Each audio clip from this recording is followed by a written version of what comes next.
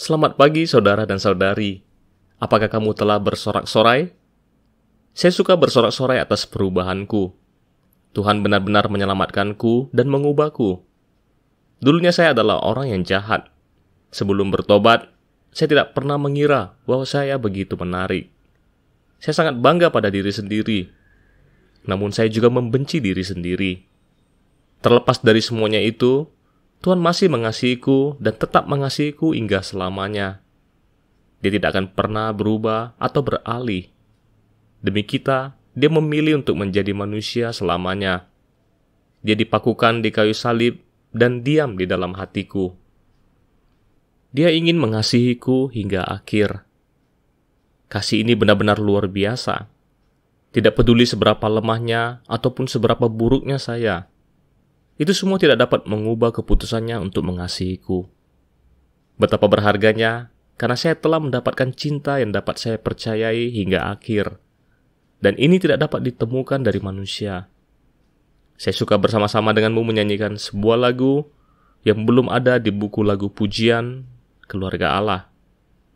Lagu ini ditulis oleh saudara Lion Lamb, Cinta yang Meyakinkan.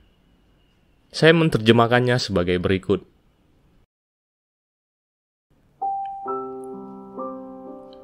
Kasih-Mu yang berlimpah tak terhitung, kasih setia-Mu tak pernah berhenti. Kasih sayang dan simpati-Mu bertemuku tanpa henti. Ya Tuhan, Engkau sangat penyayang. Rahmat dan kasih setia-Mu selalu baru tiap pagi. Mengikuti kesetiaan-Mu, teguh layaknya gunung. Engkau menepati janji-janji-Mu. Karena Engkau tidak dapat menyangkal dirimu sendiri. Suatu hari, segala hal akan hilang. Kota dimasuki, kuil dijarah, orang-orang diasingkan. Bahkan aku kehilangan hal yang paling melekat di hati. Namun Engkau adalah bagianku, warisanku. Engkau adalah satu-satunya sumber pengharapanku. Bagiku, ini adalah cinta yang meyakinkan. Saya sangat suka bait terakhir dari lagu pujian ini, bahwa mungkin suatu hari segala hal akan hilang. Kota dimasuki, kuil dijarah, orang-orang diasingkan. Kedengarannya, semuanya tidak menguntungkan. Sepertinya Tuhan tidak peduli sama sekali. Bahkan aku kehilangan hal yang paling melekat di hati. Kamu bahkan kehilangan hal yang paling kamu cintai. Tapi aku masih sangat percaya bahwa cinta ini adalah yang benar. Tuhan dipakukan di kayu salib. Dia menyatakan akan kasih-Nya yang tak berkesudahan pada kita. Bagaimana mungkin kita dapat kehilangan kepercayaan kita dikarenakan kekecewaan? Tuhan memiliki banyak bukti akan kasih-Nya kepada kita. Kamu dan saya sudah pernah mengalaminya, jadi tidak perlu saya sebutkan lagi. Oleh karena itu, kita tidak boleh kehilangan kepercayaan kita kepadanya. Kita harus tetap percaya dan menikmati kasih-Nya di setiap hari. Bagaimana kalau kita membacanya sekali lagi? Semoga iman kita dapat memikat hati Tuhan.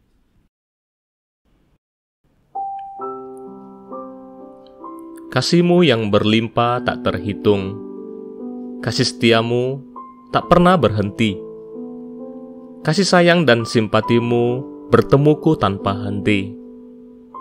Ya Tuhan, Engkau sangat penyayang. Rahmat dan kasih setia-Mu selalu baru tiap pagi.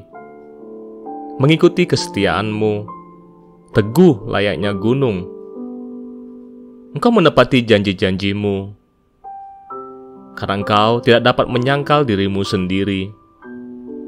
Suatu hari, segala hal akan hilang. Kota dimasuki, kuil dijarah, orang-orang diasingkan. Bahkan aku kehilangan hal yang paling melekat di hati. Namun Engkau adalah bagianku, warisanku. Engkau adalah satu-satunya sumber pengharapanku. Bagiku, Ini adalah cinta yang meyakinkan. Setelah membaca terjemahan ini, saya ingin agar kamu dapat merespon kepada Tuhan untuk mengobrol dengannya akan rahasia hatimu. Jadi, setelah penyembahan, kamu boleh sejenak menghentikan pembagianku ini dan memberi beberapa respon kepada Tuhan. Yang singkat sekalipun sudahlah cukup bagus, karena Tuhan senang mendengar suaramu. Ya Tuhan, saya bersyukur atas kasih setiamu kepada kami. Cintamu benar-benar nyala api yang hebat. Kau dapat menghilangkan semua kesulitan, semua bayangan dan rintangan. Ya Tuhan, Engkau mengasihi kami, sehingga Engkau rela melewati semua kesulitan yang besar. Engkau menerobos hal yang mustahil. Engkau mengasihi kami sedemikian rupa, sehingga sebagai balasannya, layak bagi kami untuk mengasihimu dengan cara yang sama. Semoga di sepanjang hidup kami dapat percaya pada kasih-Mu. Semoga Tuhan mengasihi kita.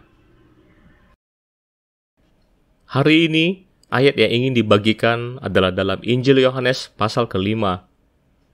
Adalah mujizat ketiga dari 8 mujizat yang ditulis dalam kitab ini. Sebenarnya, Yesus melakukan banyak tanda dan mujizat di hadapan para murid dan yang tidak tertulis dalam kitab ini. Dan hal ini telah disebutkan dengan jelas dalam Injil Yohanes pasal 20. Tetapi, semua yang tercantum di sini telah dicatat, supaya kamu percaya bahwa Yesuslah Mesias, Anak Allah, dan supaya kamu oleh imanmu memperoleh hidup oleh namanya. Hanya ada 8 mujizat yang tercatat dalam Injil Yohanes ini, namun makna di baliknya sangatlah berarti. Agar kita mengetahui siapa Tuhan Yesus itu. Dia adalah juru selamat yang diutus Allah, dan dia adalah anak Allah. Alhasil, hati kita dapat memahami dan kita bisa percaya padanya, serta menerima dia. Dan pada akhirnya, melalui namanya itu kita dapat memiliki kehidupan. Artinya kita dapat mengalami dia dan menikmati dia, yaitu melalui tanda-tandanya, melalui namanya, dan identitasnya yang telah dinyatakannya. Lalu kita dapat mempercayai dia. Kita dapat mengalami dia dan menikmati dia. Dengan kata lain, tanda-tanda mujizat ini bukanlah untuk mengagetkan dan menjadi sebuah kekaguman bagi kita. Akhirnya kita dapat menikmati dan mengalami dia. Dan mujizat yang ketiga ini terjadi di Yerusalem, di sebuah kolam yang disebut Bethesda. Di tempat ini ada seorang pria yang telah cacat selama 38 tahun lamanya. Dan dengan satu kalimat, Tuhan menyembuhkan dia. Mujizat ini telah menunjukkan pada kita akan kuasa Tuhan yang sangat besar. Kuasa besar Tuhan tidak dibatasi oleh waktu, dan Tuhan telah melakukan mujizat pada hari Sabat. Dan hal ini membuat orang-orang Yahudi kesal. Bagaimana kalau kita membaca ayat-ayat ini? Saat kita membaca ayat-ayat tersebut, kita harus membaca dengan hati yang mendekat kepada Tuhan. Bukan seperti mendengarkan sebuah cerita atau seperti sedang mempelajari Alkitab. Kita akan memahami kasih Tuhan dan akan hatinya yang tertuju pada kita. Untuk mengalami akan kehadirannya yang bersama kita, maka kita harus bisa membaca Alkitab dengan sikap yang demikian. Karena Alkitab adalah firman Allah. Itu adalah surat cintanya yang dituliskan untuk kita. Jadi, marilah kita membaca di Injil Yohanes pasal 5 ayat 1-15. Sesudah itu ada hari raya orang Yahudi, dan Yesus berangkat ke Yerusalem. Di Yerusalem dekat pintu gerbang domba ada sebuah kolam yang dalam bahasa Ibrani disebut Bethesda. Ada 5 serambinya, dan di serambi-serambi itu berbaring sejumlah besar orang sakit, orang-orang buta, orang-orang timpang, dan orang-orang lumpuh yang menantikan goncangan air kolam itu. Sebab, sewaktu-waktu turun malaikat Tuhan ke kolam itu dan menggoncangkan air itu, barang siapa yang terdahulu masuk ke dalamnya sesudah goncangan air itu menjadi sembuh, apapun juga penyakitnya.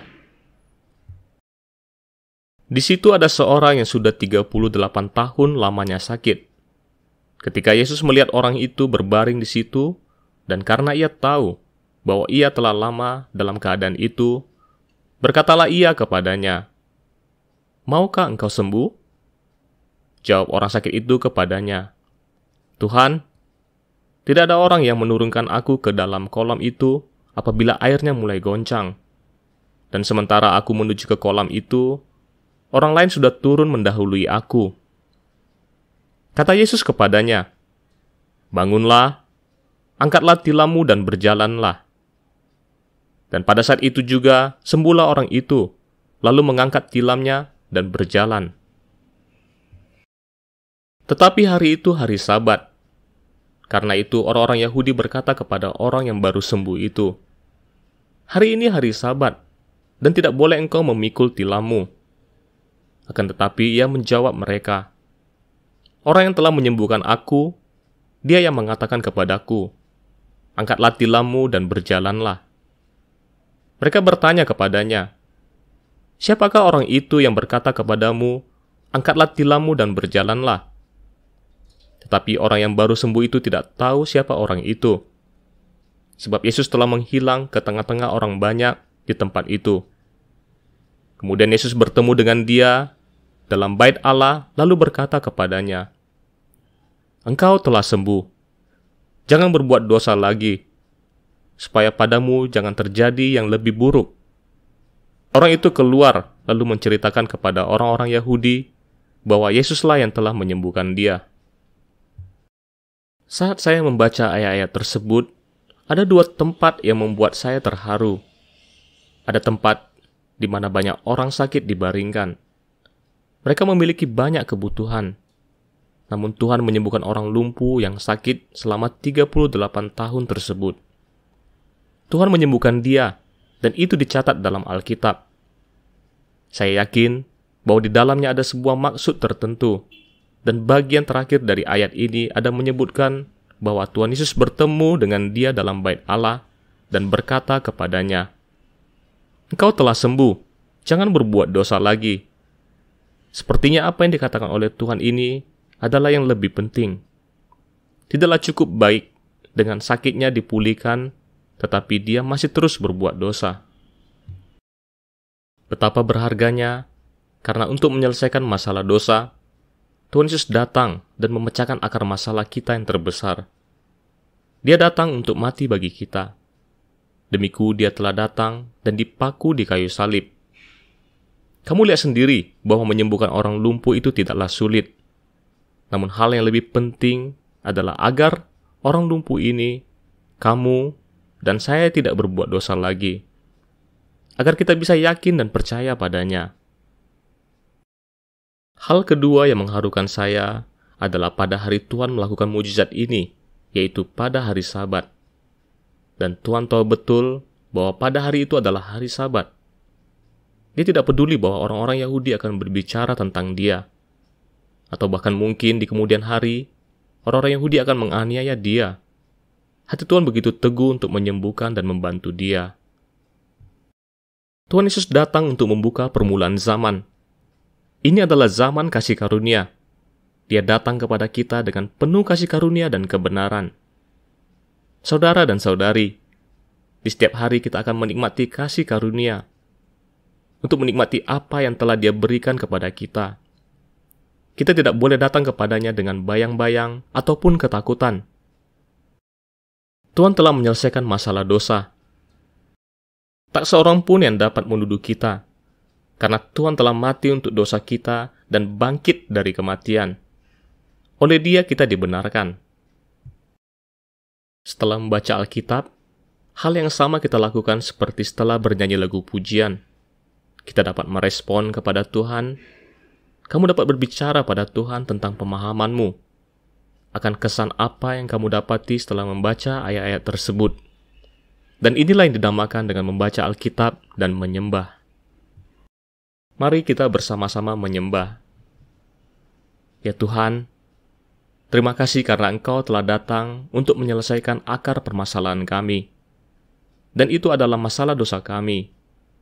Tuhan, betapa berharganya karena Engkau telah datang untuk menanggung dosa-dosa kami. Kau telah menanggung semua hukuman yang seharusnya kami tanggung di kayu salib. Tuhan, Engkau telah menyelesaikan masalah dosa kami dan mengubah kami menjadi ciptaan yang baru. Kami dapat percaya kepadamu dan hidup tanpa dosa. Engkau telah menghilangkan semua rintangan, sehingga kami memiliki hidup. Kami dapat mengalami Bapa dan mengalami Engkau. Kami dapat menikmati kasih Tuhan. Tuhan, betapa berharganya Engkau telah mencapai keselamatan dan hatimu teguh. Engkau mengabaikan akan apa yang orang katakan padamu. Atau berapapun banyaknya rintangan yang menghalangimu. Tidak peduli betapa menyakitkannya salib itu bagimu. Ya Tuhan, Engkau telah memilih untuk mengasihiku. Engkau telah memilih untuk menyelesaikan penyelamatan bagiku. Sehingga kami dapat memperoleh berkat yang kekal. Ya Tuhan, kami bersyukur kepadamu. Mungkin saat membaca Alkitab kamu tidak dapat memahaminya. Namun kamu boleh membacanya lagi. Kamu dapat mengalami kehadiran Tuhan yang bersamamu. Tuhan akan mengajarimu. Jika kamu tidak mengerti, kamu dapat berbicara pada Tuhan. Ya Tuhan, apa artinya? Setelah kamu membaca Alkitab, saya harap kamu dapat merespon kepada Tuhan. Mungkin pemahamanmu tidaklah sama dengan pemahamanku, karena kita semua berbeda. Kita memiliki pengalaman yang berbeda-beda. Tuhan akan berbicara secara pribadi kepada masing-masing kita. Semoga kamu dan saya dapat menikmati Tuhan yang melampaui batas waktu ini. Dia dapat mendekat pada kita di mana saja dan kapan saja. Semoga Tuhan memberkati kita.